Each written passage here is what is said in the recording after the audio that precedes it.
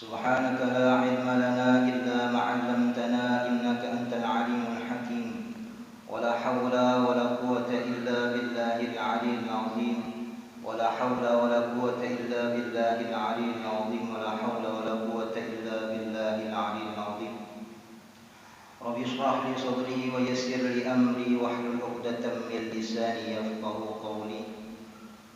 قال المؤلف رحمه الله تعالى ونفعنا به وفي جميع علومه في الدارين آمين. فصل في فضيلة العلم النافع. قال الله تعالى في القرآن الكريم: أعوذ بالله من الشيطان الرجيم بسم الله الرحمن الرحيم يرفع الله الذين آمنوا منكم والذين أوتوا العلم درجات. وقال ابن عباس رضي الله عنهما: للعلماء درجات فوق درجات المؤمنين ب700 درجات بين الدرجتين مسيرة 500 عام. Alhamdulillahirabbil alamin.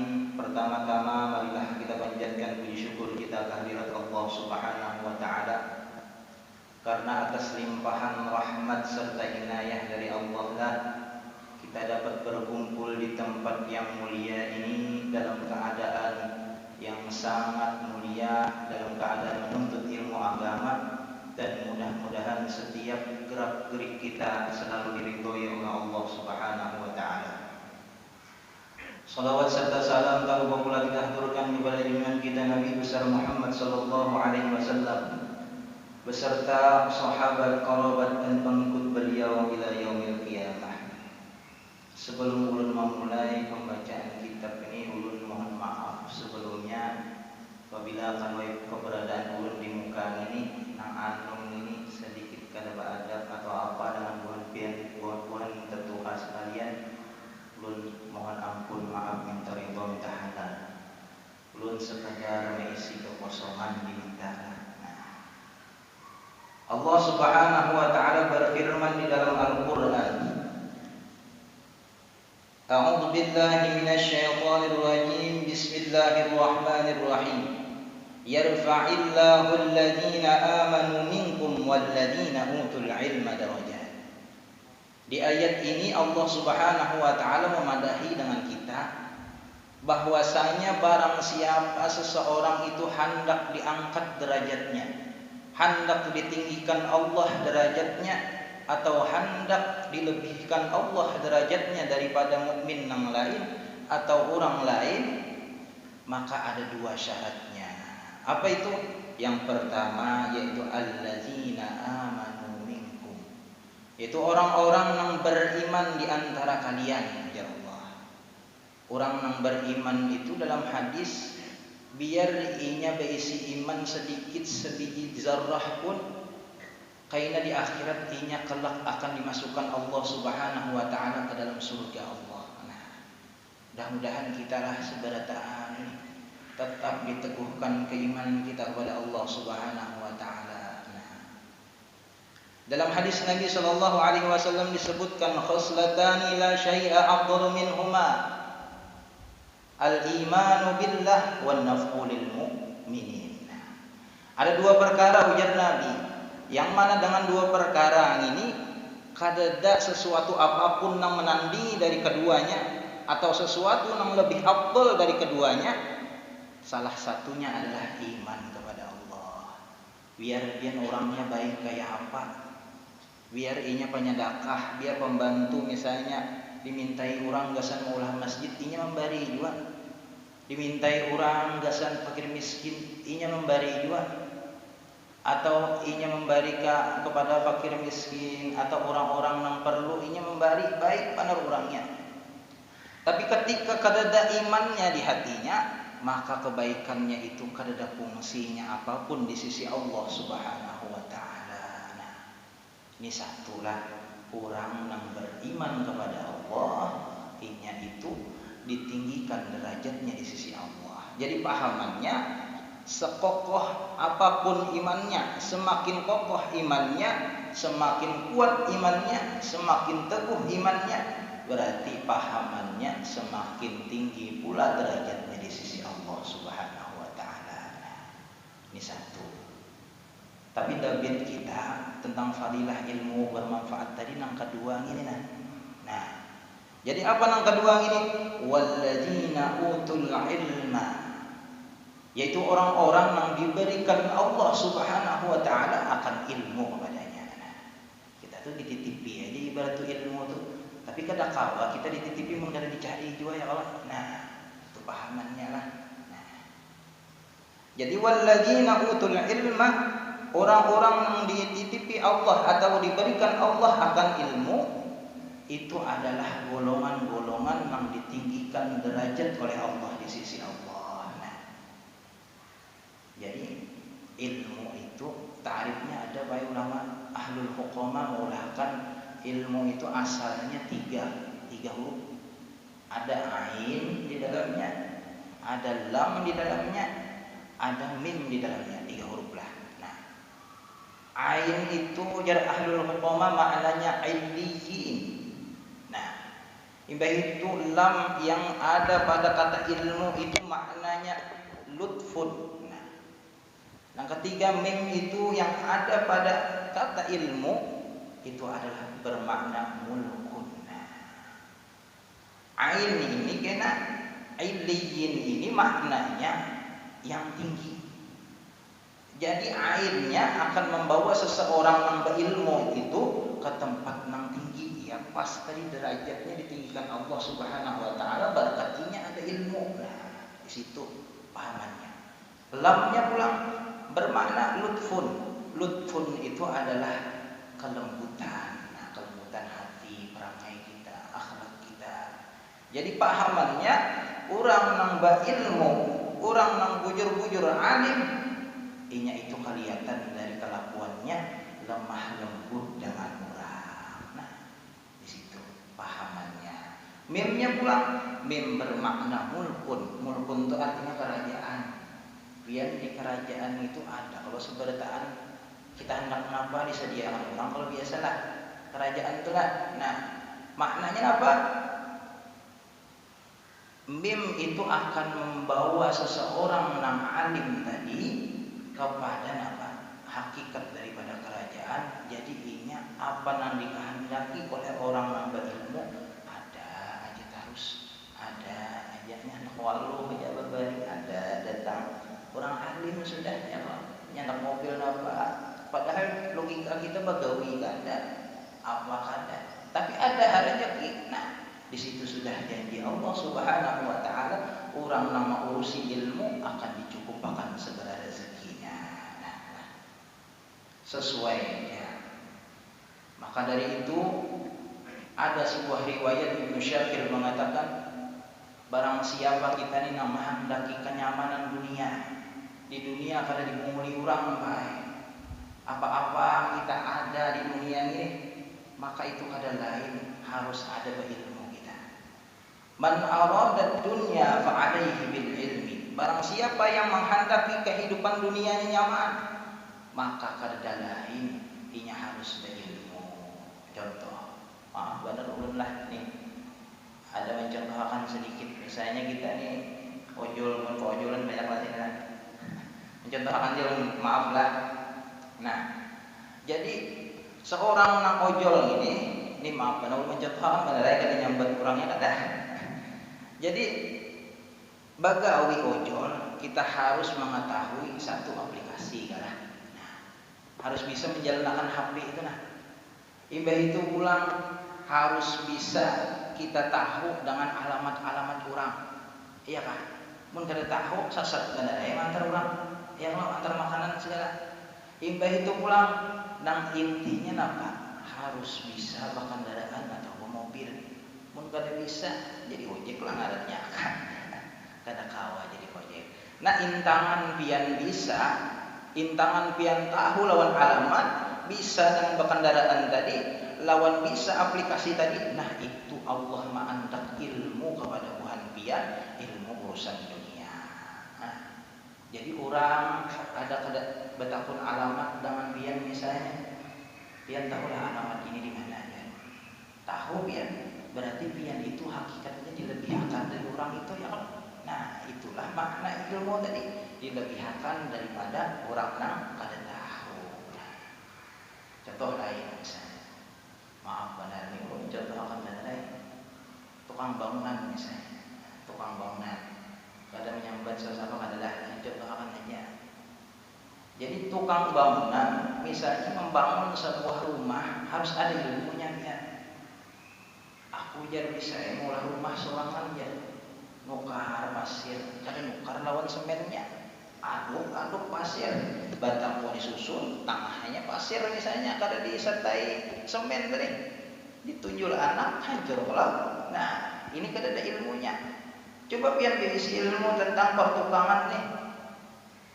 Kita tahu merangkai, lalu kita tahu seberapa ganal biayanya, lalu kita tahu seberapa lawas kita menggawinya. Nah, pintangan pian tahu, lawan pian pas ganal biayanya segalanya ini. Itu adalah ilmu yang dititipkan Allah kepada Tuhan pian, ilmu urusan dunia. Contoh pula. Ini contoh-contoh yang banyak. Jadi misalnya kita ke bandara wah ini, bandara ngalih benar biar wah ini harus beraplikasi yang pada tahu di HP ngalih benar biar. Jadi ada misalnya kai nukar tiket di luaran aja, di luaran kada tahu di HP ini. Nah, jauh biar jalan ampun terampil, biar ni anak jauh kaya. Kena tiket biar ni hari Kamis misalnya biar tulak jam 7:30. Jadi pian 6:30 itu harus ada di sana atau jam 7 kayak. Ih, paham kayak ini. Pas hari Kamis jam 6 sudah balik. Bersiap-siap kayak ini. Turun dah jam 6 ke bandara. Tapi kada tahu ilmunya umut di muka bandara. Betapun kada menunggui mengikuti tiket aja. Kada tahu ilmunya. Melihat orang 7:30 misalnya ada pesawat terbang, membayangkan kayak ini, ada aja kayak ini. Aku ini jangan naik pesawat, padahal kan pesawat kain juga. Tadi nang naik tadi. Nah, habis itu pulang sampai jam 9 kayak di muka bandara aja. Lalu ada orang kasihan bawa biar kayak di sini. Aku nih anak kerja aku di kampung ini tiketku nah jam ini nah. Dilihat orang tadi jam 7:30. Sudah pulang kayak ini terbakar tiket pian kayak. Nah kayak apa? Aku pada kau kayak ini nukar pulang tiket ini. Nah ini contoh orang yang kada berilmu. Coba kita dititipi Allah ilmu di situ. Kenapa? Kita datang ke bandara, masuk cek segalanya yang mau ketimbang kuah ini misalnya. Begitu masuk ke ruang tunggu, langsung aja pulang 7:30. Ini umur patuh naik taksi biar menunggu di muka bandara sangka pesawat ngambil di muka. Nah ini ketiadaan ilmu di dalamnya, ilmu urusan dunia ini. Itu ulang apa sambungannya? Man aradal akhirah, barang siapa yang menghendaki kehidupan akhiratnya nyaman, maka kada lain dia harus berisi ilmu.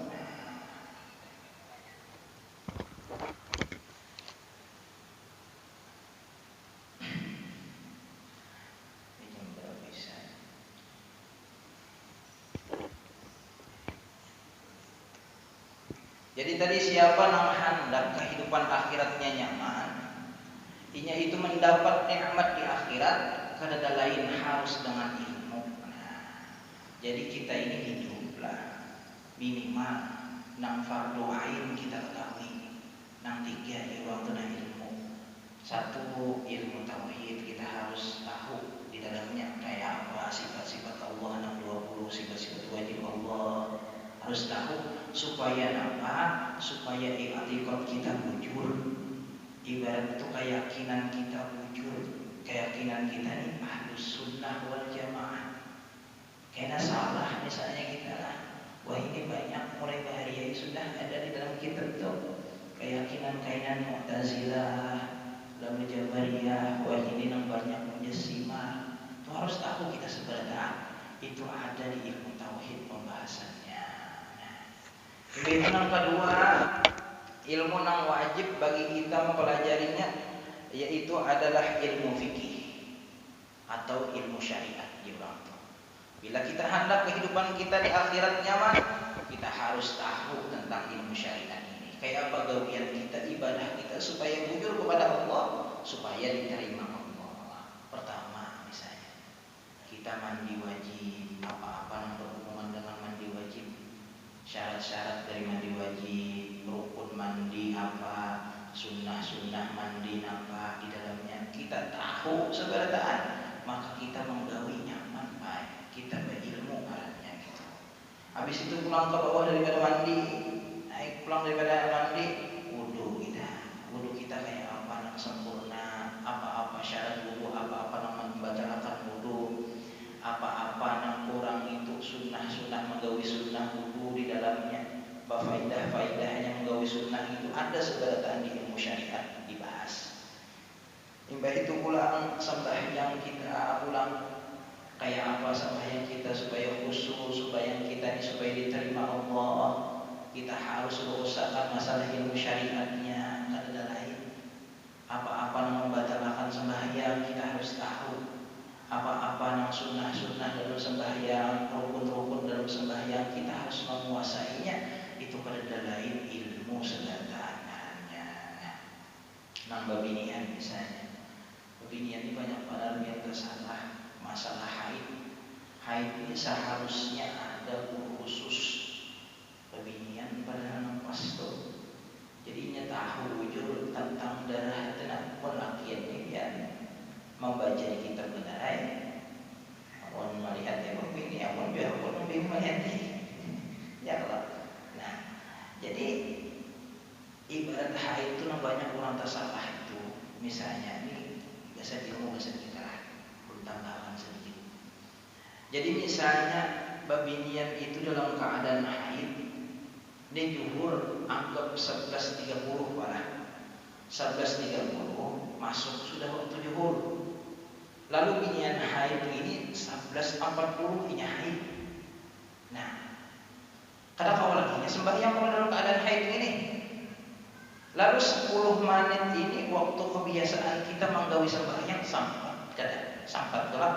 Nah, maka binian ini dihukumkan tahutang masih harus inya mengkodok di ketika masa sucinya. Banyak binian akan tahu yang kayak ini. Nah, 10 menit atau 5 menit ibarat kau menggawi sembahyang haid inya sudah masuk waktu, lalu inya 7 hari misalnya haid sampai masa sucinya, maka inya wajib mengkodok sembahyang karena sempat inya gawi tadi. Banyak binian yang kada tahu ya. Habis itu pulang masalah haid pulang nang ibarat tu kita lah babinian misalnya haid jam 4 sore atau suci sudah jam 4 sore nya suci, lalu inya mandi di situ. Maka menurut ilmu fikih itu khususnya Imam Syafi'i, inya itu wajib mengkodok zuhur atau nangkau inya jamak baik. Jadi pas inya suci, inya mengkodok zuhurnya dulu, hanya menggawi adaan isanya. Tapi dalam ketentuan fikih biar ini rumit sedikit, makanya harus ujung belajar. Bila misalnya pada waktu itu maghrib, maka kita wajib mendahulukan sembahyang nang adaan, yaitu sembahyang asar tadi. Hanya ibarat zuhur didudiakan. Bila biar dudiakan asar, takutan kena asar itu jadi kodoan. Nah, itu pilihan banyak benar akan tahu soal-soal nang itu. Itu pembahasannya di ilmu syariat sebetulnya. Nah, habis itu pulang nang fardu ain bagi kita. Bagi mukallaf ini yaitu mempelajari ilmu tasawuf, ilmu akhlak, kayak apa adab kita kepada Allah, ibadah kita yang bagus kayak apa, lalu kayak apa ibadah kita atau kita terhadap Rasulullah kayak apa kita, akhlak kita kepada yang tertuha daripada kita, kepada akhlak kita yang seumuran dengan kita, yang di bawah dengan kita kayak apa. Harus mengetahui seberataan itu, seberataan ada di ilmu tasawuf. Kayak apa cara kita ini najis penyakit hati, kita mengetahuinya dengan belajar. Pun kita kada belajar, kada tahu kita pahirian, kada tahu seumuran pahirian aja. Pas belajar ilmu tasawuf, aku tersalah, mulai bari aku ini orang itu. Nah, amun kada belajar, kada tahu penyakit hati. Lamun sudah tahu penyakit hati, nang sifat mazmumah, sifat tercela itu, lalu kawa kita mengubahnya, menggantinya dengan sifat mahmudah, nang terpuji di dalamnya. Nah, itu harus didasari ilmu sabada ta'ala.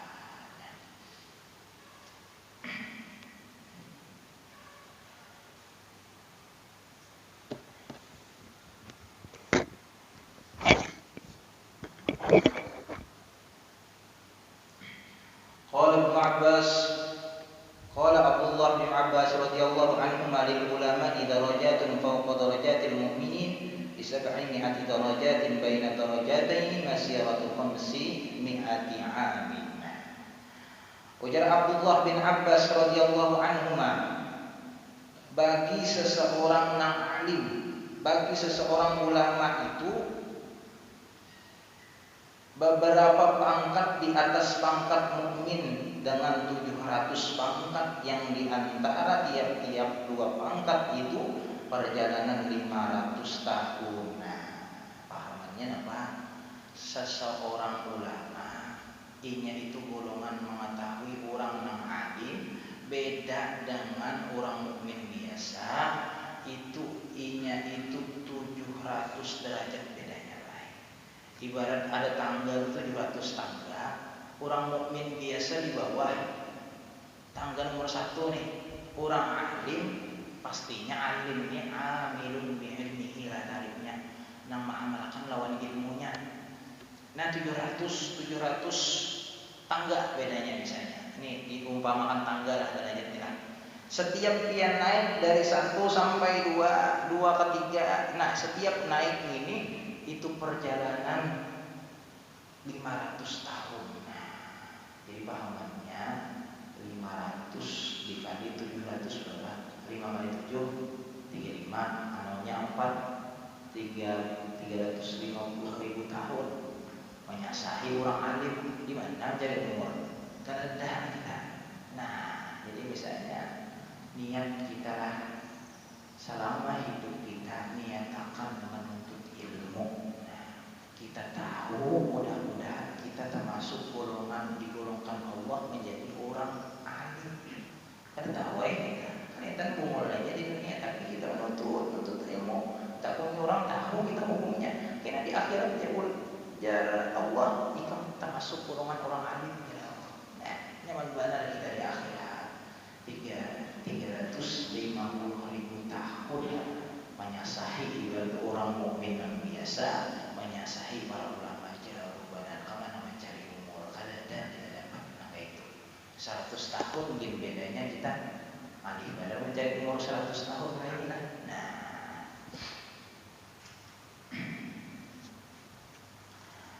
lalu kayak apa sifat kita dalam menuntut ilmu? Ini ulun bacakan sedikit masalah fadilah ilmu lah, karena ulun ini ada rencana membaca kitab yang Rancak Riwajangan Abah dari Dayatus Salikin. Ada guru-guru di Palangkaraya, beberapa guru ulun takungin izinnya aja. Cuma ulun baru beli ke Martapura lagi minta izin. Bila diizinakan, insyaallah membaca akan ini. Kalau diizinakan ada misalnya kitab lain yang ulun pada hakam lah.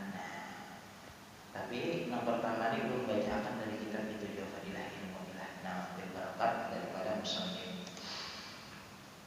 Lalu kayak apa sifat kita dalam menuntut ilmu? Nah, ini sudah diberitahukan oleh para ulama yang bahari-bahari. Di sini dikatakan oleh Habib Ahmad bin Umar bin Sumaib di dalam kitab Fawaidul Mukhtarah, salah satu motifnya lah.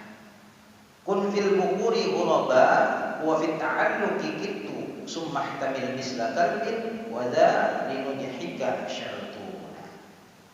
Sifat kita menuntut ilmu itu kayak apa gerak? Kun fil bukuri ghuraba. Jadilah seperti burung gagak yang mana burung gagak itu berpagi-pagi dia sudah mencari makanan. Inya keluar dari sarangnya, inya mencari makanan. Nah, itu juga kita ini sifat kita seharusnya sudah berpagi-pagi kita niatakan mencari ilmu. Nah, itu sifat kita. Karena apa? Ujar Imam Mu'aisili itu, lamun 3 hari kita ini kada ada ilmu hikmah hati kita ini kada ada nasihat di dalamnya, maka hati kita itu akan mati, Pak. Biar tumbuhan lamun sudah mati biar disiram kayak apa ngalih badal hidup akan pulang, ya Pak. Nah, kayak itu juga hati mun sudah mati ngalih badal hidup akan pulang. Awur banu suuzon lawan orang, awur bersangka dengan orang, awur poler beribadah. Nah, itu mun sudah mati.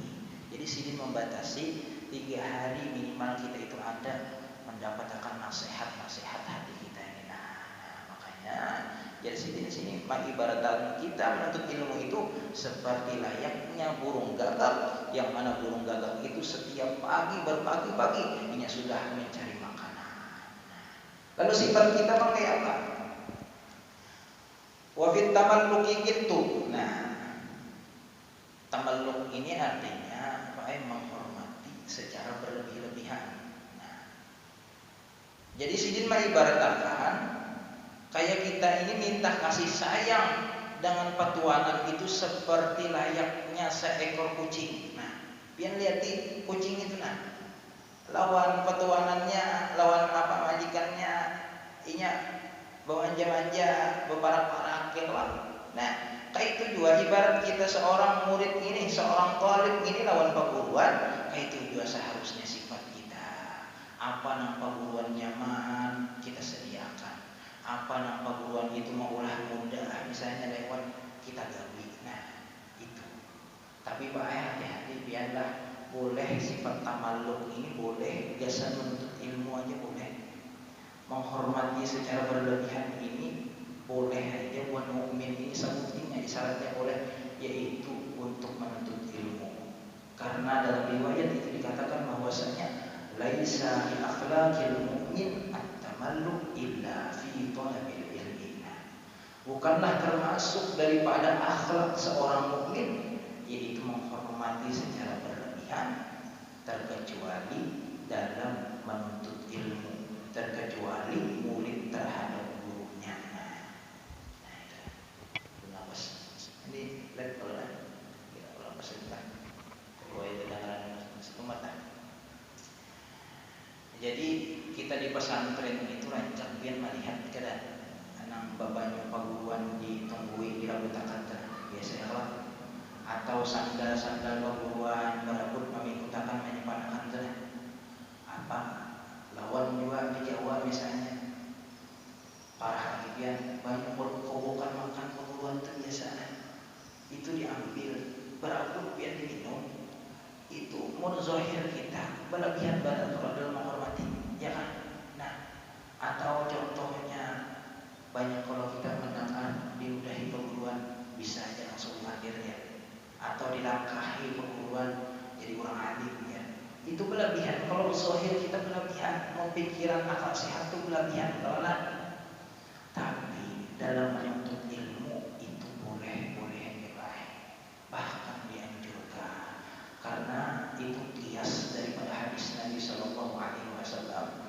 Ada suatu ketika Nabi itu hendak keluar daripada majelis ilmu. Bulik sidin sudah dari mengisi majelis misalnya hendak bulik. Lalu para sahabat ini langsung menyetok Nabi. Ya Rasulullah, da'i ya Rasulullah. Ketika sidin hendak memasang daripada sandal sidin, Rasulullah memarahi. Da'ni ya Rasulullah, biarkan ulun ya Rasulullah memasangkan sandal biar. Apa sifat Rasulullah? Fatarakahu. Lalu Rasulullah Sallallahu Alaihi Wasallam membiarkan melihatkan aja sampai sahabat itu tuntung memasangkan daripada sandal Nabi tadi. Falamma faragha, ketika sahabat itu tuntung memasangkan sandal Nabi, apa kelakuan Nabi?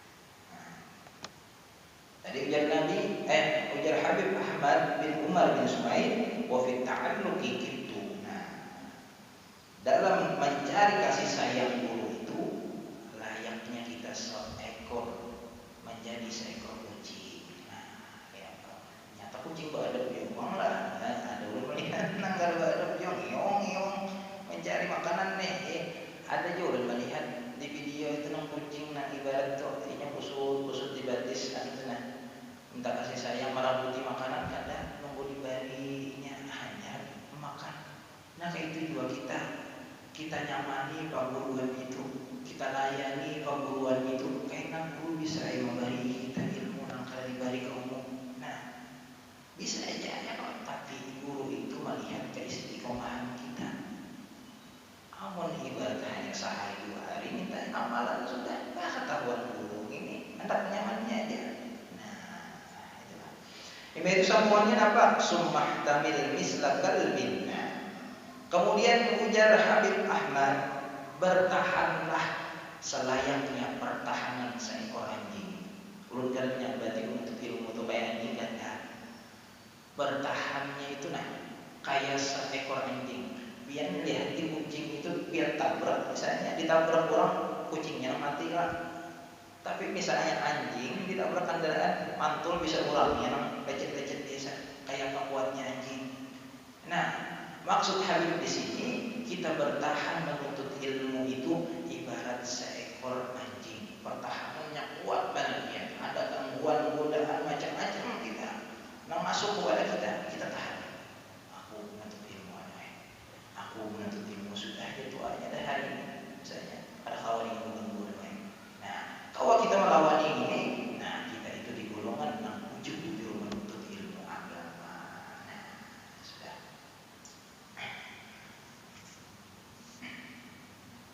Lalu ulang di dalam riwayat lain dikatakan bahwasanya Nabi Sulaiman alaihissalam khuyira Sulaiman bainal ilmi wal mali wal mulki.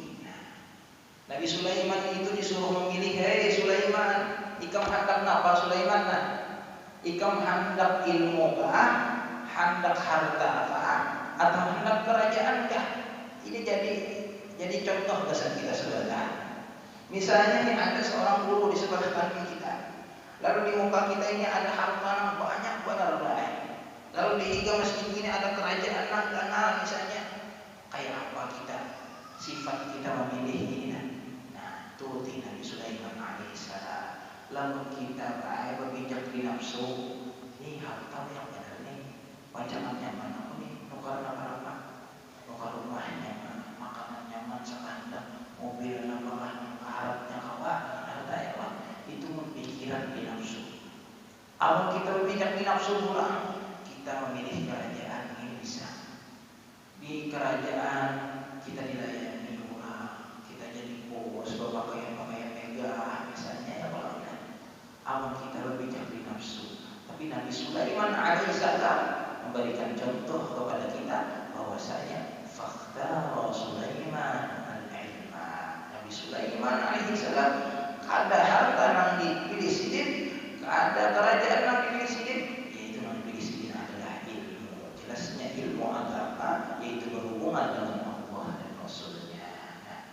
Jadi contoh kesan kita. Nabi Sulaiman ketika memilih akan ilmu apa? Ini pelajaran dari kita. Fa'atahu Allahu al-mala wal mulka. Seketika Nabi Sulaiman alaihissalam memilih ilmu, Allah memberikan baik kepada Nabi Sulaiman alaihissalam akan harta yang banyak, akan kerajaan yang contoh teladan kesan kita supaya apa? Supaya dalam hidup kita ini jangan mementingkan harta ataupun pangkat dan kerajaan. Kalau ada pilihan ilmu, pilihlah ilmu. Niscaya harta dari mengikut sebatana. Itu pahamannya dari kisah Nabi Sulaiman alaihissalam.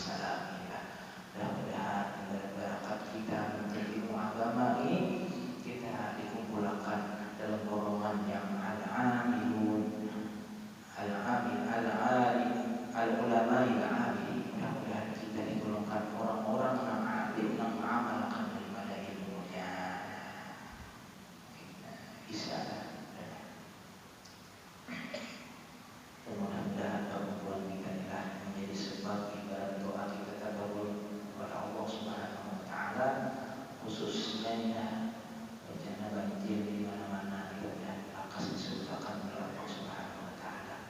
Banyak yang mengibadah anak ke majlis, banyak nang anak beribadah banyak, cuma kebanyakan yang ada ibadahnya anak sembahyang lagi nyatakan ibadah sudah surut penuh, kita semakin semangat beribadah kepada Allah. Nah, nyatakan sebatas itu mudah-mudahan berkas dan disurtakan oleh Allah Subhanahu wa taala. Amin amin ya rabbal alamin. Nah, mungkin itu aja yang bisa saya sampaikan. Minta Allah, minta halal, kemampuan biar sebatas. Jadi yang pertama tadi, biar Allah ada dua golongan yang diangkat derajatnya atau diberikan oleh Allah Subhanahu wa taala. Yang pertama, yang orang itu beriman jujur kepada Allah. Semakin teguh imannya, semakin kokoh imannya, maka semakin tinggi juga derajatnya di sisi Allah. Yang kedua, yaitu orang yang diberikan ilmu oleh Allah. Semakin orang itu berilmu, semakin orang itu mengamalkan dengan ilmunya, insya Allah semakin tinggi pula derajatnya di sisi Allah Subhanahu wa taala. Ini saja dari dulu. Belum minta maaf teman-teman yang sebentar, belum minta doa dari yang sebentar. Mudah-mudahan menjadi orang siddiq, orang ikhlas dan istiqomah dalam berilmu, atau niatan yang dulu belajar jangan menyatakan mengajar dulu tadi, sama-sama belajar dulu lah. Doakan dulu terus. Itu aja dari dulu. Minta Allah, minta halal dan belum ya sebentar. Al-Fatihah.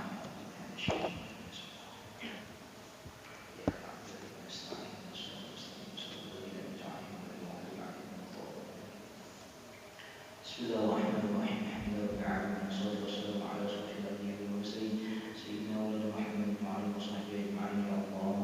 Ya Allah lana bis-sa'adah wal khatimah bisyahada wa billah wa lana ilmin yasabun wa amalan yasabun